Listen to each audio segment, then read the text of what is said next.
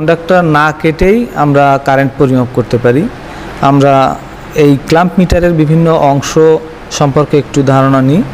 আমরা প্রথমে দেখছি এই যেটাকে আমরা দেখতে পাচ্ছি, এটা হচ্ছে এটাকে আমরা বলে থাকি। এর ভিতরে সিলিকন আয়রনের কোর দিয়ে তৈরি এটি।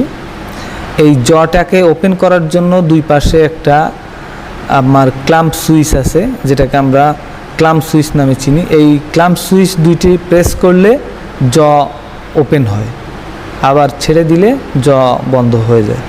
এই দুটির কাজ হচ্ছে, আমরা যখন এর ভিতরে কন্ডাক্টরটা দিতে যাব তখন এই দুটি প্রেস করলে এখান থেকে আমরা কন্ডাক্টরকে এখানে দিব, তারপর আবার ছেড়ে দিলে ক্লোজ হয়ে গেলে ম্যাগনেটিক ফিল্ড তৈরির জন্য এই ক্ল্যাম্পটি তখন কাজ করে।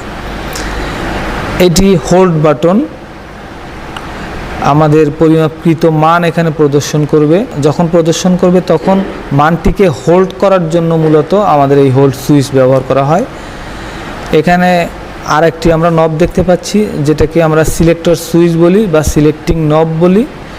এটার সাহায্যে আমরা কি পরিমাপ করব এই ক্ল্যাম্প মিটার দিয়ে সেটি আমরা সিলেক্ট করতে পারি। এখানে আমরা প্রথম দেখতে পাচ্ছি যে এ লেখা আছে, তাহলে আমরা যদি এখানে সিলেক্ট করি তাহলে এইটা কারেন্ট পরিমাপের জন্য উপযোগী হবে।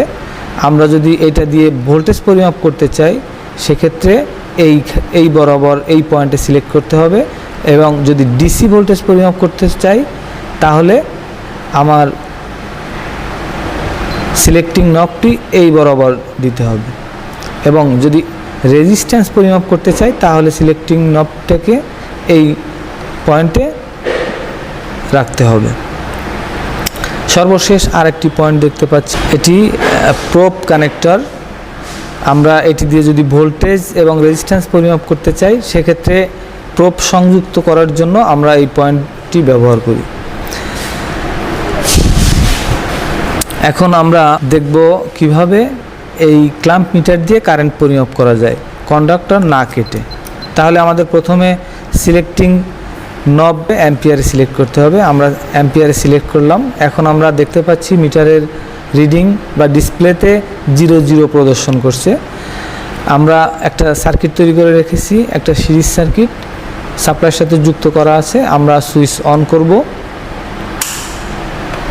সুইচ অন করে আমরা যে কোনো কন্ডাক্টরকে এই জয়ের মধ্যে স্থাপন করব। আমরা জয়ের মধ্যে স্থাপন করলাম এবং ডিসপ্লেতে 0.54 অ্যাম্পিয়ার প্রদর্শন করছে। তাহলে এই কন্ডাক্টরের ভিতর দিয়ে এখন 0.53 অ্যাম্পিয়ার কারেন্ট প্রবাহিত হচ্ছে। আমরা যদি অন্য একটি কন্ডাক্টরকেও জয়ের মধ্যে স্থাপন করি দেখতে পাবো 0.54 অ্যাম্পিয়ার প্রদর্শন করছে। তবে খেয়াল রাখতে হবে দুইটি তার একই সাথে এই জয়ের মধ্যে স্থাপন করা যাবে না। তাহলে আমরা যে কোনো একটি তারকেই এই জয়ের মধ্যে স্থাপন করব। এই জয়ের মধ্যে স্থাপন করার পর আমরা ডিসপ্লেতে সেই মানটিকে দেখতে পাবো। মিটারটি ব্যবহার করার পর অবশ্যই আমাদেরকে অফ পজিশনে রাখতে হবে।